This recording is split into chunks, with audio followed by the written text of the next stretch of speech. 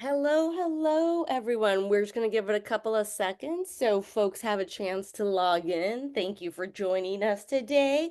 I'm not going to lie, my throat is a little hoarse, so hopefully, I won't have any little crackles while I give you guys my little introduction. But my name is Sadie Uribe, and I'm the media producer for the Los Angeles Regional SBDC Network. The SBDC is a national program with over 1,000 locations across the country, helping to stimulate economic growth through business advising and development. The LA SBDC offers no cost services through funding provided by the U.S. Small Business Administration, SBA, and from the California Office of the Small Business Advocate. It's your tax dollars at work. The Los Angeles Regional SBDC Network operates 7 service locations throughout Los Angeles, Santa Barbara, and Ventura counties. Our services are also offered virtually. We are here to help. We empower small business owners by offering tailored solutions through personalized one-on-one business advising, cutting-edge workshops, and comprehensive programs, all provided at no cost. We are dedicated to supporting your entrepreneurial journey every step of the way. So on that note, I am going to say good morning to Lori. Lori, happy Wednesday. Happy Wednesday and happy Wednesday to everybody. We're going to have a fantastic show today. I want to allow plenty of time, so I'm going to get through my presentation. There are some things that I'm going to be announcing, and I just want you to know that Sadie is going to be putting the links in the chat. I may launch one of the links to show you, but if it doesn't launch, she's going to put it into the chat. So with no further ado, let me get started immediately here. So one of the announcements I want to make is just my upcoming series of webinars, the financial literacy series, as well as the best legal structure for your company. Also, I want to everybody know that on Tuesdays and Thursdays at 11 o'clock, Sadie and I are continuing to do a special webinar specific to the wildfire resources, predominantly talking at this point due because a need of the information about the SBA loans, applying for the SBA loans, issues you have, questions you have, what loans are available. We're also talking about new options that come available when they come available. I'll just leave it at that and I'll talk about one today. So if you have any questions on the disaster loans, resources, applying, etc., please check in with us on Tuesdays and Thursdays, and Sadie will provide that link as well. Now, as far as upcoming shows, next week I'm asked Max to come back on, Max Ordonis. I always say his last name wrong. I want him to talk a little bit about funding, financing options, microloans, etc. I know there is questions if you have to find a loan right now outside of what's available if you're not in the disaster area. So I thought it would be a good time for him to come on and talk about that.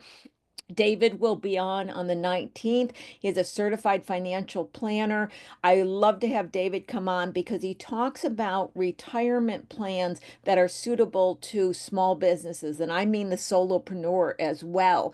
Come the end of the year with tax time, many of you might have learned that you could have put some money into some type of retirement account, but you did not have it set up. So this is the new year, good time to get it going. And what I like to emphasize, and it's something I learned along the way, is that a lot of times if you look at a payment to the IRS, you can often divert that into a retirement. And I always say, do you want to give the IRS money or you want to put in your retirement? So we'll learn all about that next week, or I should say in 2 weeks. And then Chris Harris is going to come on and tell her fascinating entrepreneurial journey from Topper Packaging. And this is a great one because it shows that customer service is alive and well and can be a competitive advantage. I always laugh about that because I know that during the time period of my existence in business, I've been around for a while, customer service was in, then it went out, and then suddenly it became a competitive advantage again. So it's back, it's back. So we'll talk all about that. I want to talk about these are the announcements I want to make, and I am going to try to see if I can launch this and reshare. So bear with me as I kind of go from one screen to another.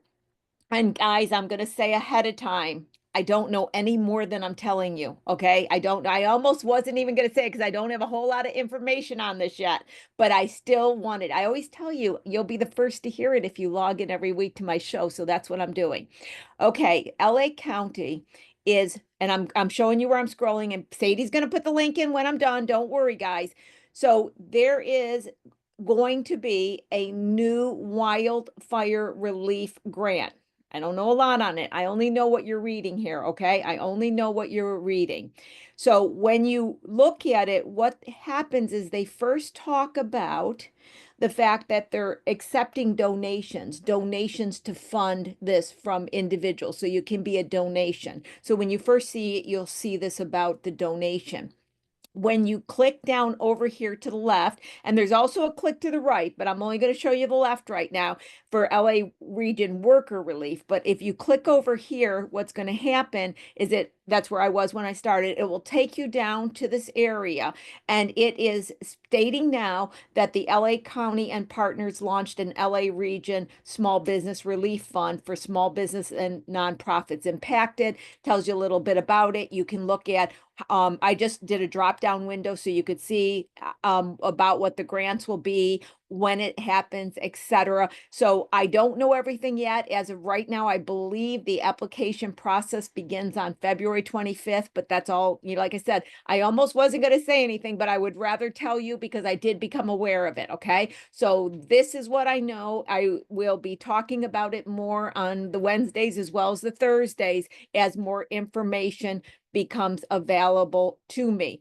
Now, another thing that I wanted to make note of is that the TMC Community Capital Small Business Strong Fund Relief, that's a mouthful. Sadie will put that in as well. It's a small grant that this organization is offering. And then there's this shared office space that I thought might be interesting to some people in need, where it's basically a database they're gathering of people who have office space available and people who need to rent office space temporarily due to a situation with the fires. So I wanted you guys to know about that as well. So Sadie's putting all the links in there. Like I said, I always promise you, I'll tell you when I know something, as long as I know it's legit. And once the website went up, I said, okay, I'm going to talk about it now. So that's what I have for today. I want to just mention my words of wisdom. I don't want to take up much time on this because I really want to get into our show for today, but this is going to be a quick shout out. I've been talking about it on Thursdays. I'll talk about it next Wednesdays. And to those that have been with me for a while, they'll go, okay, Lori's at it again. Guys, it's so important for you to know what legal structure you are and what you're taxed as. Like you may be an LLC, taxed as an S corp. If you're a sole prop, people are saying I'm an independent contractor, I'm a 1099. The legal structure is a sole prop. Next week, I'm going to get into this a little bit more. Why am I doing a shout out? When you fill out the disaster loans, and this will be true of any grants, it's going to ask you to identify what legal structure you are and how you're taxed. I'm seeing people not understand this, mark incorrect boxes, and then they get a nasty denial letter, and we got to circle back around, and I got to give them clarity in it. So I might have a time period where I just talk about this to get the information out.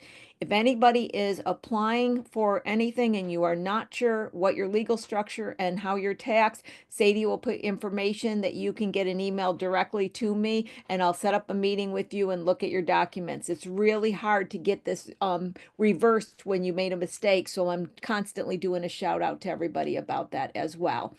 Okay, let's get into some fun, guys. We want to have some fun now. I know I need some fun, so I want to tell you about our guest. Founded in 1989, that's some time ago, guys, by Ted and Stacy Milner. Executive Temps is a full-service employment agency designed to exclusively meet the staffing needs of the entertainment industry. Temporary contract, temp to perm, and permanent positions drive the company's areas of service. Ted is really interesting person. I had him on my show some time ago. Ted, I want to welcome you to the show today. And I'm going to start us off. First of all, thank you for being here. And you have to unmute it, automatically mute you all the time. There you go. Ted, thank You're you so much welcome. for being here. I didn't read the full bio because I'm going to let you get into it today. But what's really interesting and I'm just doing one more thing on this computer. So, Ted, this is one of the Loriisms, right? I think that when it comes to intelligence, That's a wonderful thing. Intelligence helps us navigate. Love intelligence. Can't say enough about it. But if I had to choose one out of two, I want wisdom. I want wisdom. Wisdom, when you're younger, you don't think about wisdom, you know? You just Hmm. don't. Hmm. And then suddenly what happens in your life is suddenly you go around a corner and you realize it's wisdom that is helping. The intelligence gets applied, but the wisdom allows you to know how to apply the Yeah. intelligence. Yeah. And Ted, you have a lot of wisdom.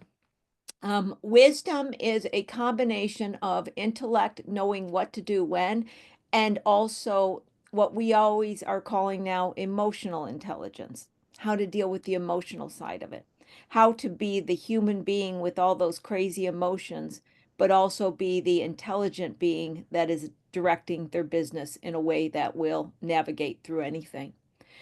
I have started with their situations recently, bringing up an old favorite word, resiliency. You know, resiliency is such an important word, and I've used it so often in my life, and it's coming back to me. So, as you know, Ted, we talked. I wanted to bring people on the show that I felt really epitomized resiliency and wisdom, and you are one of those individuals. So Ted and I are having a special show. I'm going to start out by having Ted give a little bit of the background. And if you've been in business since 1989, you've had to have some wisdom, okay? And you had to have some resiliency. That's just a given. I don't care what you're doing, but it's a given, right? And so I'm going to ask Ted to speak to that. But one of the things that Ted brought up, and I'm going to give him credit, is right before we went to go live, he made a special request to me. He said, I want to hear from the audience. What are they going through? What challenges? I think we need to listen to them today as well. So please put your information in the questions so we can take a look at it. You can be thinking and writing. Just tell us anything on where you're needing resiliency, where you're needing wisdom, what's going on with you guys, whether you're directly or indirectly affected by the fires. And I'm going to ask Ted to give us some background on the company. I made it really short because I wanted it in your words, Ted. So I'm passing it to you right now.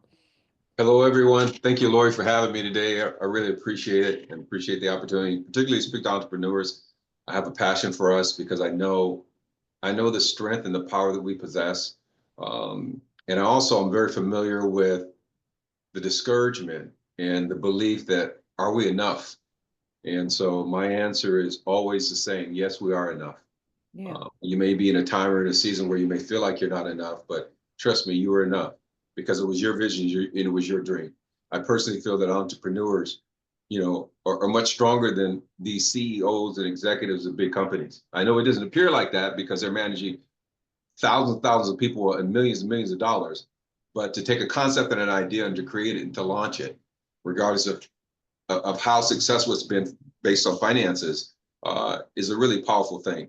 But before I go into um, who I am and about my company, I first just want to speak to those who maybe have lost their homes, lost their businesses, and I want to give my condolences for that. And I want you to know that my prayer is that everything that was taken from you will be returned and more. And so I want you just to stay encouraged, even though it's a difficult time. I've never had my business or my home burned down, so I can't say that I know what that's like. I haven't experienced it.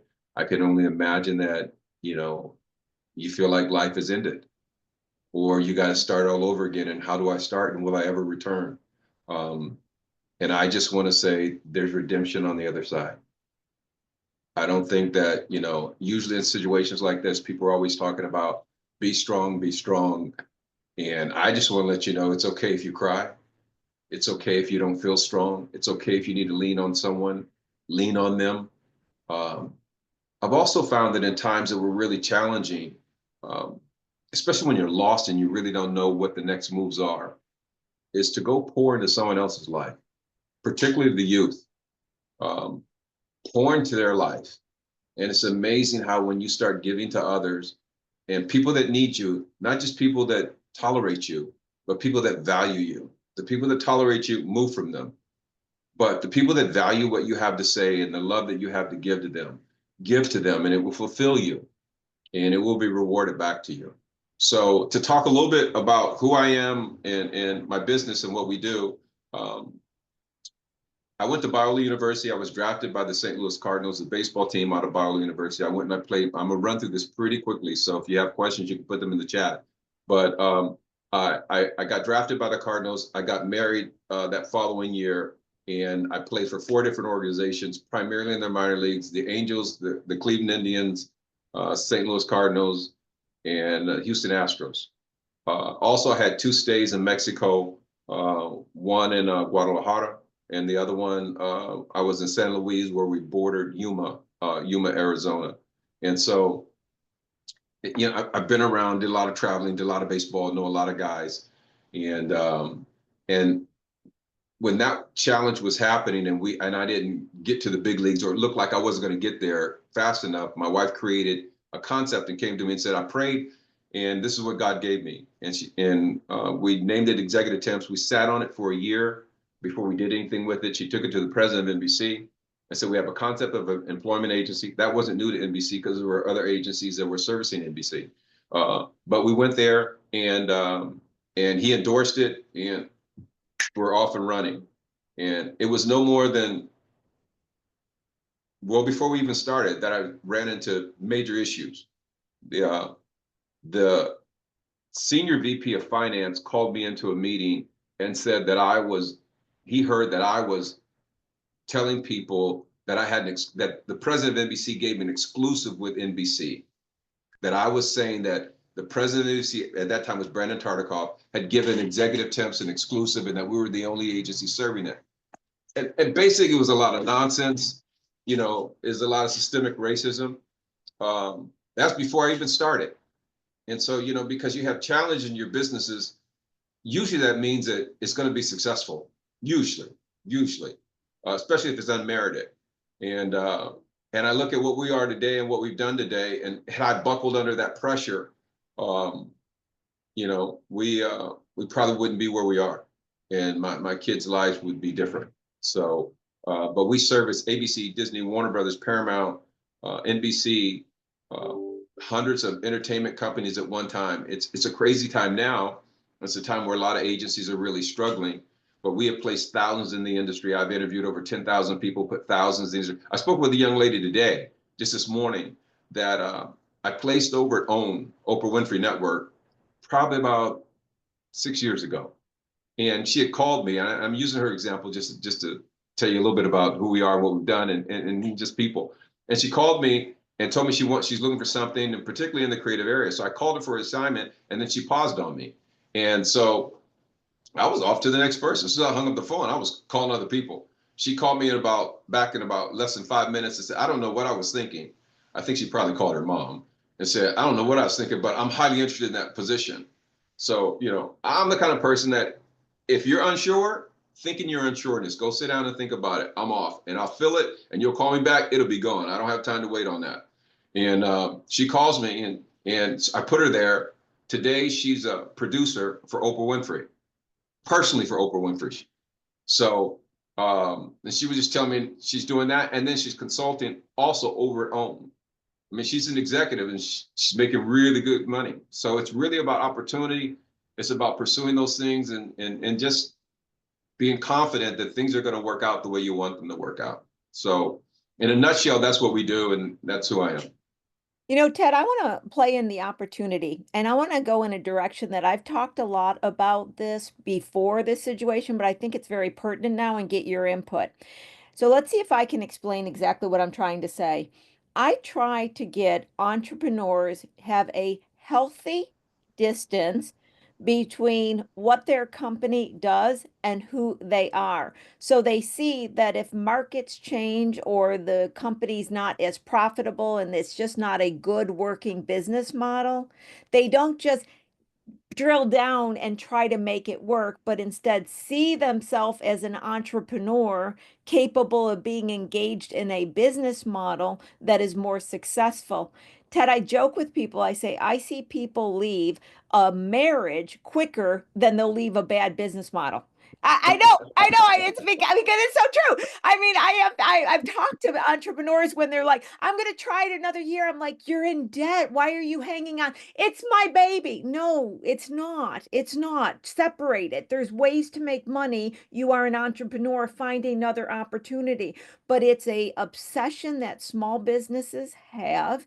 And I suspect, Ted, underneath, it's not that they're so in love with the product or service, they're afraid of failing. I'd like to get you to comment on any of it because we may find in the next year or so, and I still see this with COVID, people having to abandon a business model, maybe even take temporary employment and then search for another. And I'm trying to get them to see that there's a light at the end of the tunnel. And most times, if not all, you come out better in a better spot. Comment on that, Ted. I think it really that's a very emotional, real thing for people, Lori, um, because it's their baby, it's their dream. Yeah. And I think you have to go back to the very beginning. How did that concept come to you? You know, and why do you want to do that? Is it because someone pitched an idea to you? This is a good way to make money. Are you picking up someone else's dream and you're building it? Or does it come from your heart? Does it come from your core? If it comes from your core, then that was deposited in you. That's your dream. So do your dream. You know, if it's someone else's dream, recognize it. Even if you had success, recognize it. So in 2008, when we had the crisis, remember the crisis in Oh, 2008? yep, totally. Well, I lost money for about a year. And so my wife and I are sitting around and we're with our kids, and my son at that point, my daughter's a little older than him, but he was in junior high. And we're talking about shutting down the business because we're bleeding. We've been bleeding for a whole year. And he hears this conversation. He's at the dinner table listening. And he says, Mom and Dad, this is a Super Bowl. This is why we go to church. This is why we pray. You got to believe God. This is a Super Bowl time. We can toughen up. I mean, here's my junior high. We're talking about how we're going to exit the business, and he's talking about toughening up. And after 2008, 2011, 12, my best years ever. So, and even right now, we're at a place where it's tough because the entertainment industry is hurting.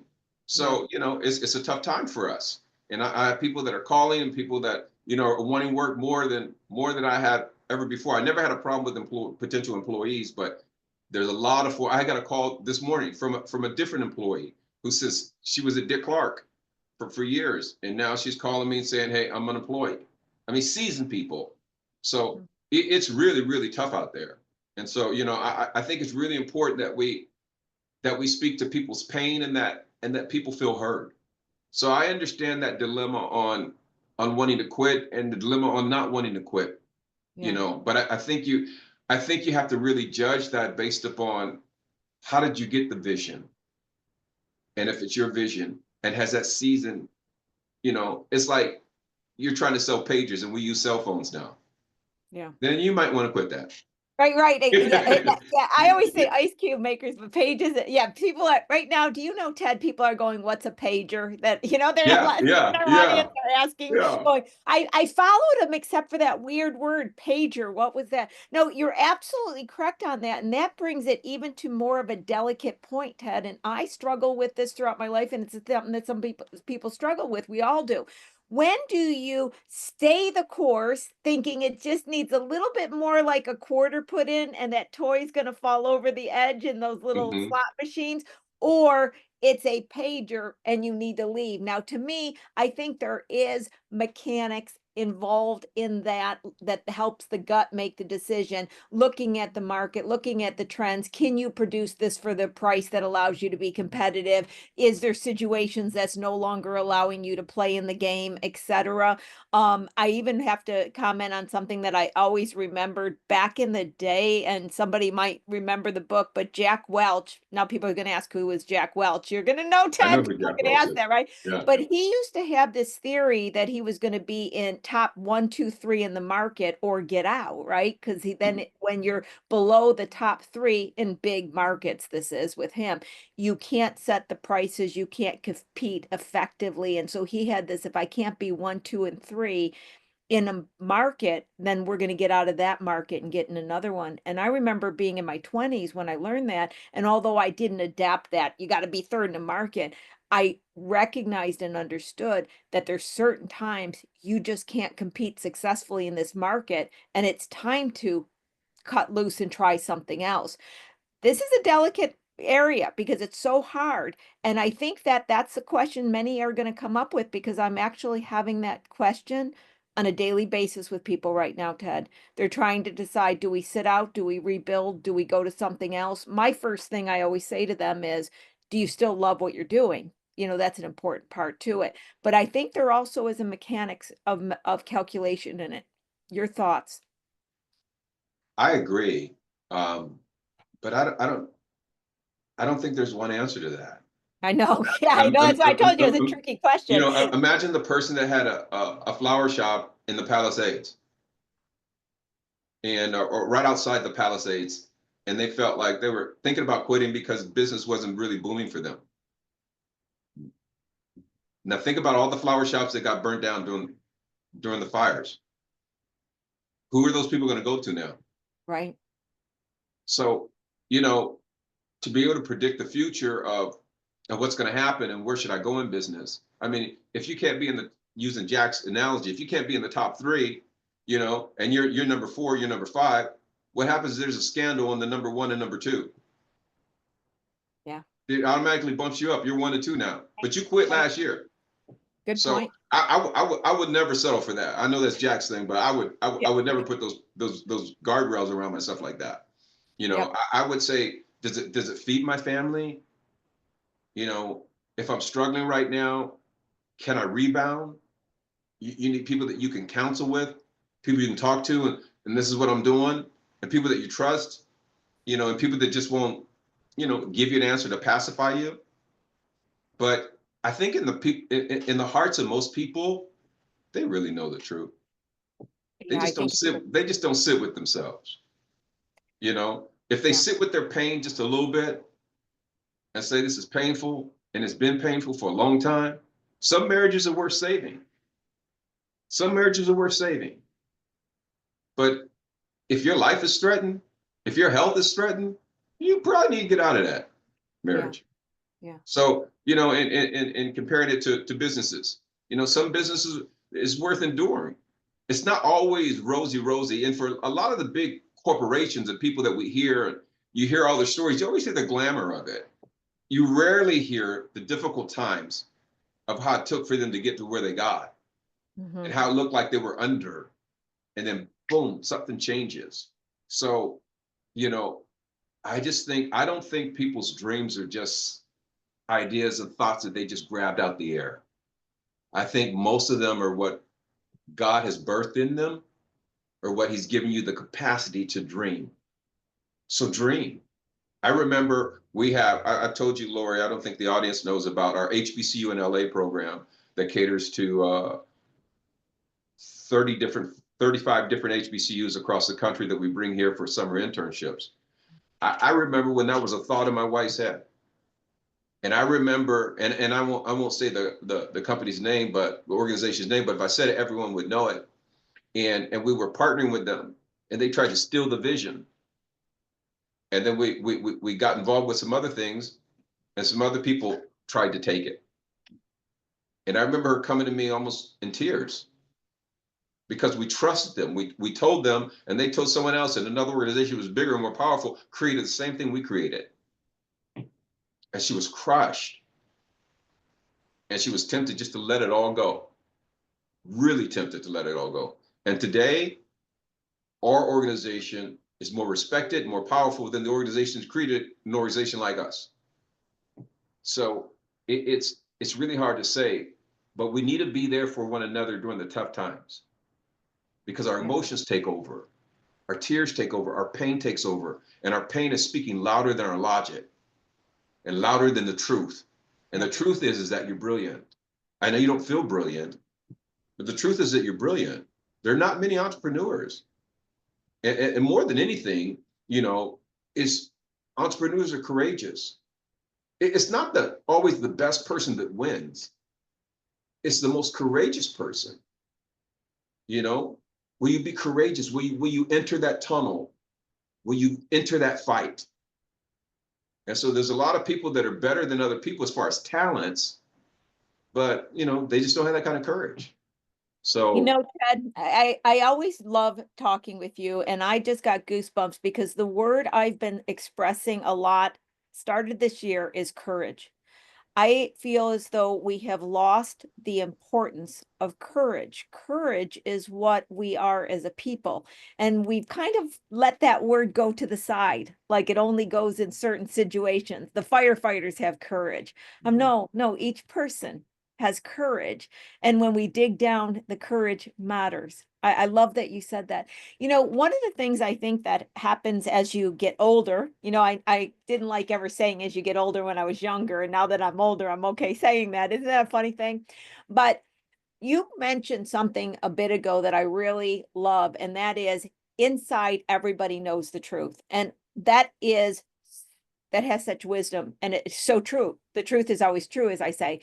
And one of the things I noticed as I got older, I was able to come in touch with the truth more, what is really inside me, because I was able to shed those layers that I said that were not true about myself. You're not good enough, you're not smart enough, all those things I was told from childhood to society to all that. And it reminds me, and I may be getting this wrong, but I believe that Michelangelo was asked how he was able to carve the statue of David. How was he able to take this raw granite and create David? And he said, I merely chipped away all that was not. And Wow. I remember, like I said, I may be saying it a little bit wrong, but I remember hearing that in my 20s, and it hit me so profoundly that I spent the next couple decades asking myself, what is it that is not, that's my marble that I'm carrying around, that if I chipped away, I would find what I am? It was just a profound thought. And I think when entrepreneurs come from a fear or a lack or anything, just like the human, it in an entrepreneur, it's really devastating because they may be making financial decisions based on that fear. And so sitting with yourself and really going over the information and getting down deep is real important. Words of wisdom, how to get there when you're in that state of fear, lack, and not really sure that the future holds a better picture for you. Yeah, that's so true. When we started Executive Temps in the very beginning, um, I didn't make enough money for us to sustain us. My wife was working at NBC, and we used her check every week to pay the employees. I had two employees, two temps, and I worked for Brinks, and so I worked for Brinks 1 day a week. So we had pagers then. And I had someone who came in and watched our daughter, and she would page me if I got a call for an order. Okay, she would page me. But I ran a route from San Bernardino. I lived in Burbank. Went from Burbank to San Bernardino, from San Bernardino to Mammoth Mountain every Tuesday. Those days turned into 18-hour days. And so I was the guy who walked in with the sidearm and dropped off the money and picked up money and put it in the back of the truck. I had two guys that would drive me. Um, One was 75, and the other guy was, the best way to describe him is I had Barney Fife and Goober. Okay, that's who I had driving me. Now Brinks has a policy that you never leave the truck, and it was a long route to Mammoth. And so you pass through some desert, you pass through some, and we're traveling early in the morning, and we're coming back sometimes really, really late at night. So if anyone wanted to hit us up or rob us, that was a perfect spot to do it. And before when we come up to the bank, we would I was in the back of the truck, so I would scan everything. I could tell if there was a van to the left. I can tell if those two women were standing by the door, just waiting by the door and having a conversation. I could tell if another guy was some distance away. I'm always looking for people who potentially could be a threat to me. Mm. Um, and so I would sit and wait sometimes for two women that look innocent to everyone else to go in the bank. Why are you standing there chatting right there? Go in the bank Yeah. before I get out of the truck. But you have one guy that gets out of the truck, and then he checks, he scans. This is Goober. He scans, and then he lets me know, knocks on the door, come on, Ted, that I can come out. Well, I really never trusted that. I scan myself. So sometimes he's knocking on the door for me to come out, and there's a potential threat, and I didn't come out until it was safe. And then when I get back in the truck, I would get back in the truck immediately. Immediately, I didn't waste any time. Sometimes I'm packing coin, but I mean, I put that coin aside so fast, and I would get back in the truck, and we'd be gone. And so I did that for about a year. That 1 day run paid my rent. On the weekends, the ATMs would go down. You probably remember the days when they used to get jammed and the money would Oh, get, you yeah. probably didn't know it Yep. got jammed, but it was, so I would get the call on the pager that they were down, and we'd service that, and we got paid for that. And I did that on the weekends. All along, I'm still playing professional baseball in the minor leagues. I'm still working out every day. Sundays are game days. So, I'm struggling I'm managing all this because I have a wife and a child. So sometimes you're making adjustments. Sometimes you're altering things, and it doesn't mean you have to quit in your dream. It just means, okay, well, maybe right now, maybe I need to get a job. Maybe I need to get something to supplement my income. But hold on to the dream that God gave you. Hold on to the dream that's in your heart. And I'm a prime example of that. So, my passion, my dream was to play in the major leagues. That was my passion, my dream.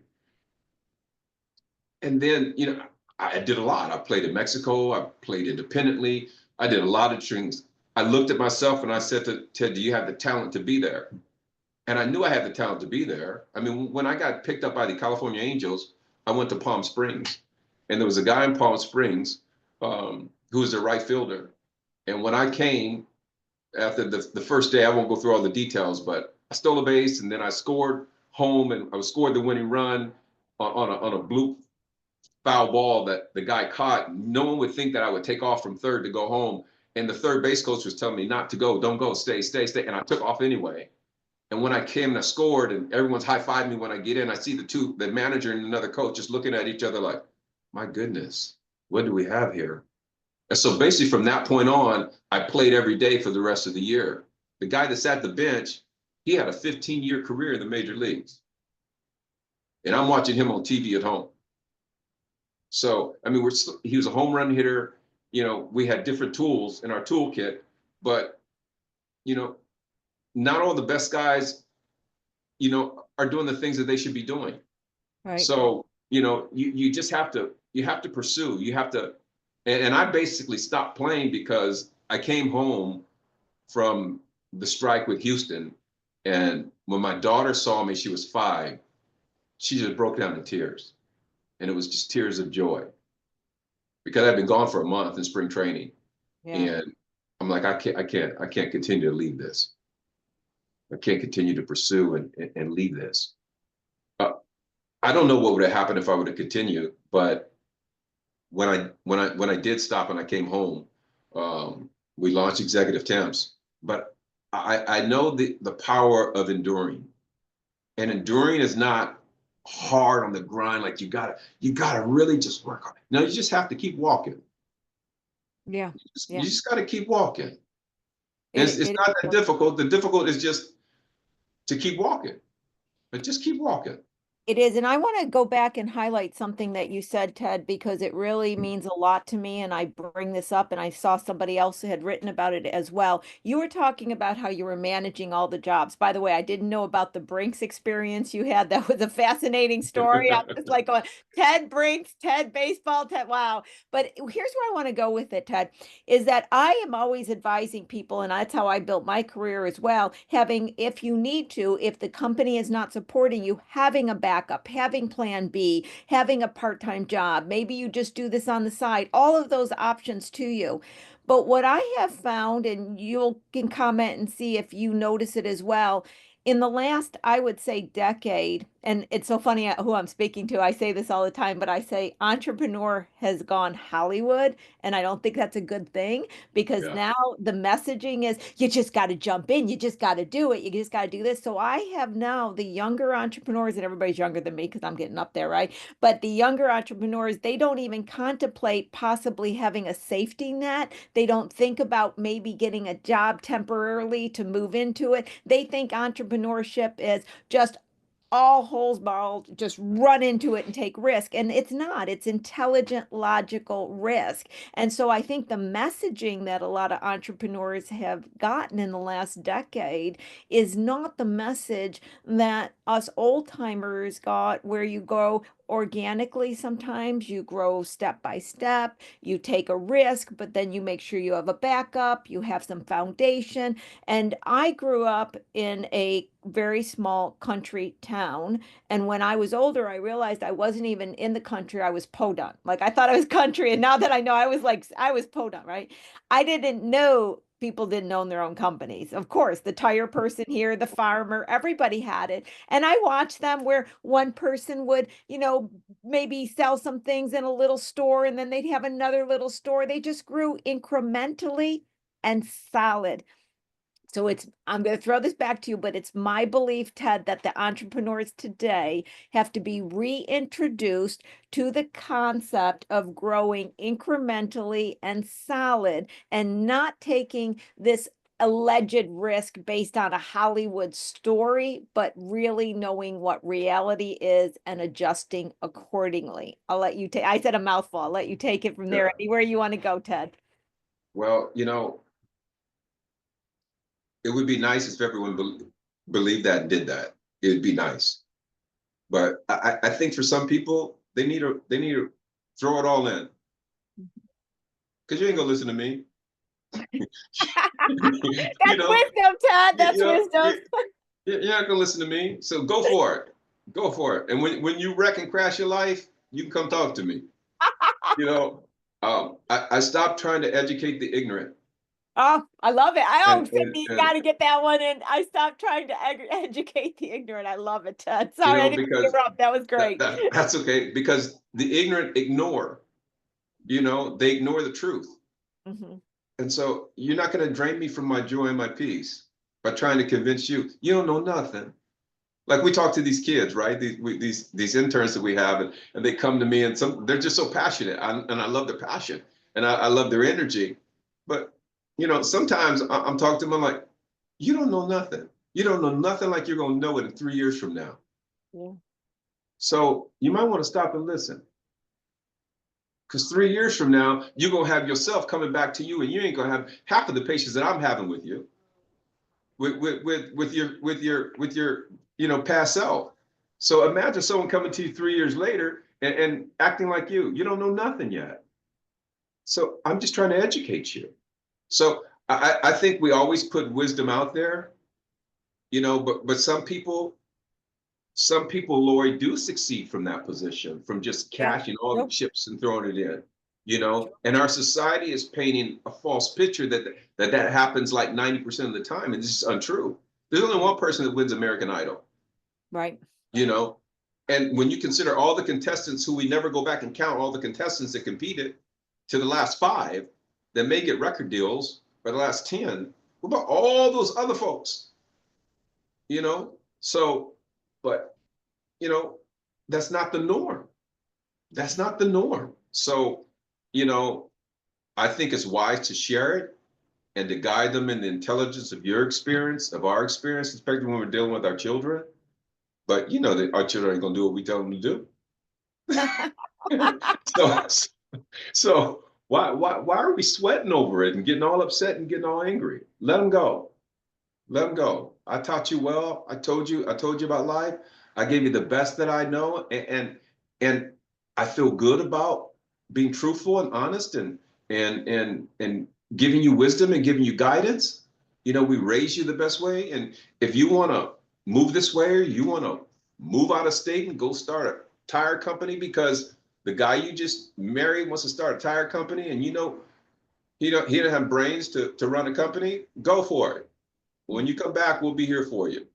So, That's my answer. That's my Wait, answer. you know, it's funny. I always used to laugh and I would say, I think you're given a lot of energy and stamina at youth because you do the craziest things, right? By Yeah, the time yeah, you're older, you use a little bit more wisdom than the energy and stamina that you no longer have. But yeah, you yeah. kind of like scratch your way out of it like my cat will do when she's getting ready to get up on something. She'll scratch until she gets the momentum to jump up.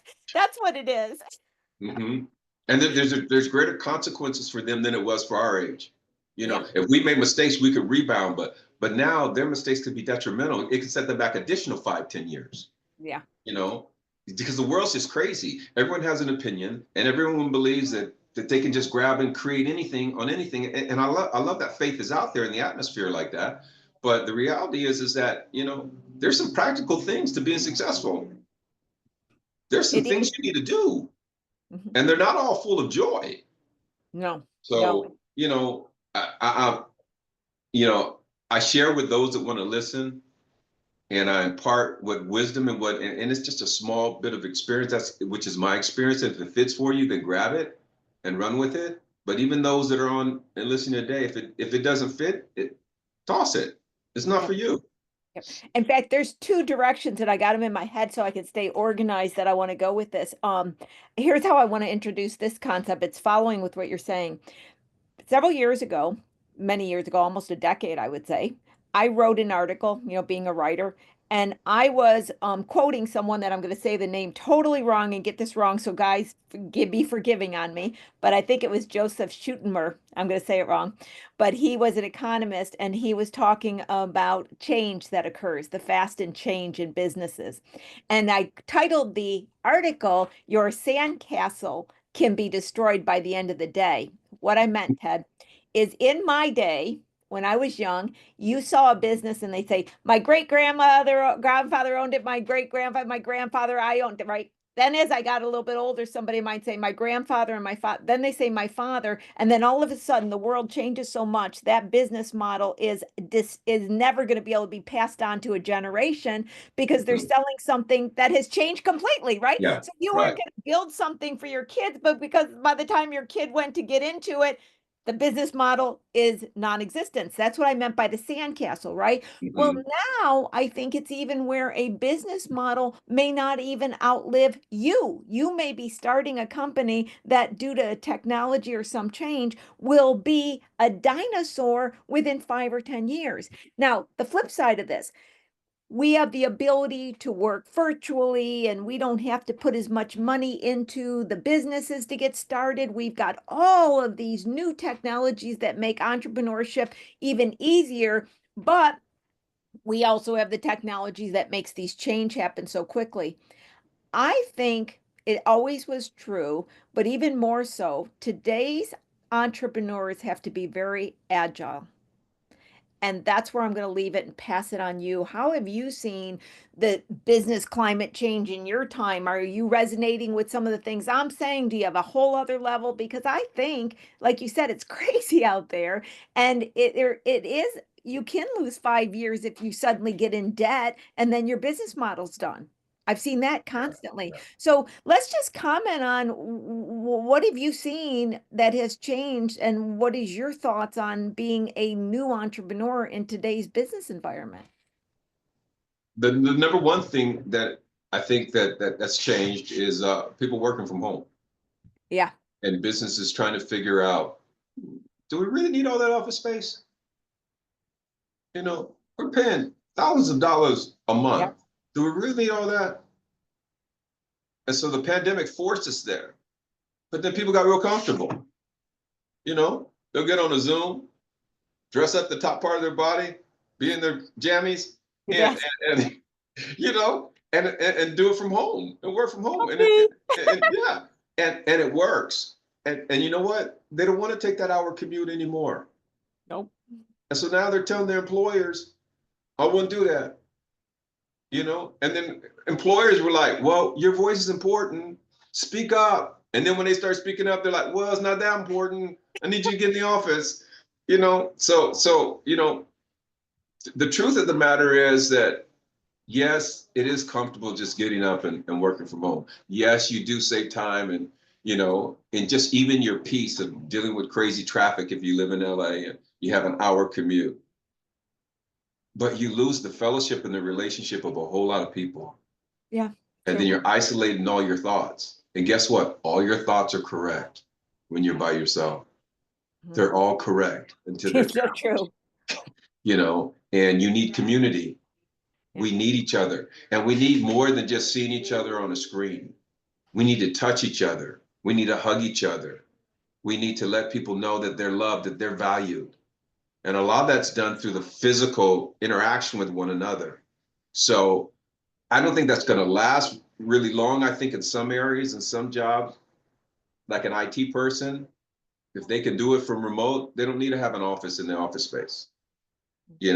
What you do, you can do it from where you are. But if we're talking entertainment, we're talking creative executives, that are producing and overseeing current programming and overseeing the shows that we watch on TV and talking to one another and scheduling those shows. I think they need to be in person. I think writers need to be collaborating and bouncing ideas off each other while they're in the same room, not off of the screen. Because one person talks and the other person can't hear till the other person talks.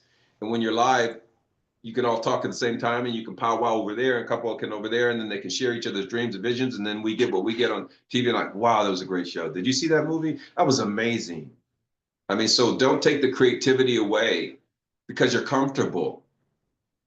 So, that's one of the changes that, that I've seen that has yet really settled on how we're going to move forward as a society. You know what I've seen a lot, and I speak to this in the last, especially ever since COVID, is I'm going to call them the solopreneurs. So it doesn't matter if they have they're a massage therapist, they're a consultant, but it's them. They're selling their services. They may use a contract labor, but their infrastructure is really them. The solopreneurs, what I'm seeing, because I see a lot of numbers, right? I see a lot of financials. They are the ones that are making the most money, not the companies that invest in the infrastructure. Now, I'm not talking about every business model. Let's be really clear here, right? Mm-hmm. But I'm just saying the technology has allowed a lot of individuals to be a solopreneur company. And then the individual companies are strategically partnering amongst themselves, creating the unity within their business model and their infrastructure, but yet creating the ability to kind of come together, almost like, what is it, the transistors or whatever those were. I don't watch those shows, but it can come Mm-hmm. together and be a powerful thing and then come apart and then come together and be a powerful thing. And I'm seeing that in the younger generation, that unique type of collaboration. And I also have seen in the younger generation, which I find interesting and supportive of, is that they don't see competition as we did. They don't see it as something to go out and attack. They see it as sometimes collaborating with the competition and producing something, coming together for an event that they can't handle on their own and having a competitor stand next to them. So I do see a really unique way that I enjoy watching of collaboration and communication and solopreneurs grouping together, and that gives the agility I was talking about. Yeah, I think the business models have kind of forced them to collaborate with one another. And that would benefit me financially, where our generation in business and life was just a little different in how we moved in that space, I always tried not to. I mean, technically I'm competing against other agencies with executive temps, but I didn't feel that they were really my competition. My biggest challenge was they had relationships, and and I was the DEI hire, and that's how they saw me. And so the HR people who are in the studios and networks would call on me when they had to send excellent candidates to a challenging executive. When they were on the line on the quality candidates, they called me. But when they didn't, they saw me as a DEI hire, as a minority vendor. So whenever you're seen as a minority vendor, you get a minority piece of the pie. You ought to be happy you're here, Ted. You were our minority vendors, but you outperformed the other vendors and you call me for all the challenging executives and the key positions. And that's just real. I mean, I've tasted it, I lived it, I've seen it. I've dealt with other networks that were smaller, dominated, they only came to me. And I don't care if they had another agent. Another agent serves you better, use them. Of course, I'm gonna try to knock them out, or really, I'm gonna try to present better candidates for you. I'm gonna pick up my game, but I'm not telling you to switch who you're doing business with, but I was always trying to really build it. So it was always competitive in that sense. But today, entrepreneurs, you just have, depending on your business model, you have a lot of different opportunities to really grow and build it in the own way that you think of it. And your new thoughts are doable. Well, back They then are. it Yeah. wasn't really that doable. You But know, I did you have many questions from any of the viewers? In fact, I was going to speak on that, and we're close to the end here. I was going to speak, and Sadie is already on top of this for me. We got some really involved questions that need to be best answered with a sit-on with a one-on-one about looking at business models, looking at financing. So Sadie is going to put the link in to the SBDC to sit down and have a meeting to discuss some of the things, such as we got a bunch of here about whether I should borrow money, what I need to do about my sales product. So we never could have answered those properly in this. But I do want to say, Ted, you have gotten a lot of responses and people have heard what you're saying and have found it to be very supportive and empowering. The chat has been going crazy. I It's haven't even looked great. at it. Yeah, and I know, and I'm just letting you know that I have been like glancing at it, and I am seeing people that are just like, I really needed to hear this. I thank you so much for saying it, love it. So it's Wow. definitely responding. I'm gonna, make this last analogy, and then I'm gonna throw it to you for a closing. And I'm just thinking of things off the top of my head that come to me. Ted, I remember, and I don't know when this was. I can remember I was in my 20s or 30s. I don't know. And the TV was on in the background. And I can't even be specific on this, but there was something horrific that happened somewhere with a flood. That's all I remember. It was horrific and there was a flood somewhere. And I caught the TV and noticed it because there was a couple that was on it talking about having lost everything, and their emotions struck me. And I remember just being all of a sudden looking at the TV, listening to them. By the time I looked at the TV, they were done with their section, and the newscaster was interviewing someone else, and he was a lumber person, and he was saying how good business was, and because he's rebuilding all the damage. And I'm not even speaking any judgment about what I heard. All I'm saying is what it resonated with me. I thought internally and I was young, I was very young, I said, I know, I just always have to figure out how to be the lumber person. That's what I took away. And you know what? I can't remember anything about that, what had happened or when, but I knew in my little young mind that if I always figured out and looked for opportunity to be the lumber person, I may have been the person who lost the house for a little bit, but I could figure out how to be the lumber person too. What it told me, Ted, without understanding business at the time, opportunity is always there. We just may have to look in a different place than we did before. And I think that is a good message that I'd like to end today on is no matter what happens, you'll be in this process for a limited period of time. And then there'll be changes. And there is always, always opportunity that is waiting, whether you have a belief in God, a spiritual belief, a universal belief like I do. I just think that the statement that when a door closes, there are other ones open. And that's my positive note that I'd like to leave on today. I'd like to pass it to you for any last comments, Ted. Um, the reality is some people aren't going to rebound from it. That's just the reality. Some people aren't going to make it.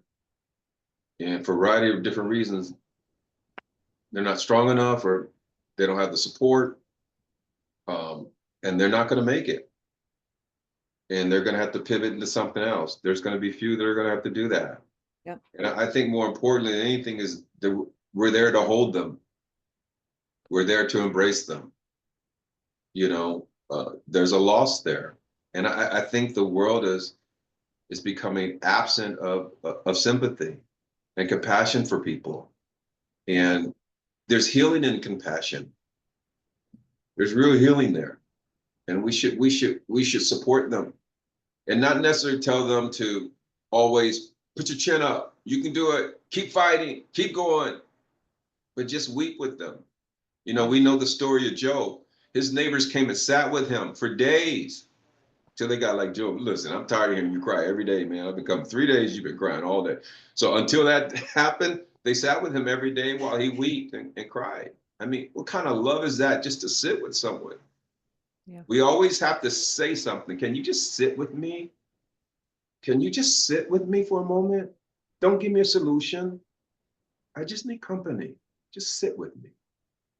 And so I think if we can learn how to have compassion for people and mourn with them, there's healing in that. And so it's hard for me to say, I yeah, eventually, yeah, you got to be the lumber guy and get back up and figure out what you're going to do and keep going. But let's not be so quick to be that guy. You know, let's slow down and consider their pain, their struggle, their challenge. And if we do that, um, man, we can really touch people's lives in a positive way. And then they can go learn and they can touch someone else's life and the world can be a better place. Ted, that was beautiful. You know, yeah, I got to be honest with you guys. I have a little tear in my eye from it. It was so beautiful, and it is something that we all need to be reminded of. Thank you.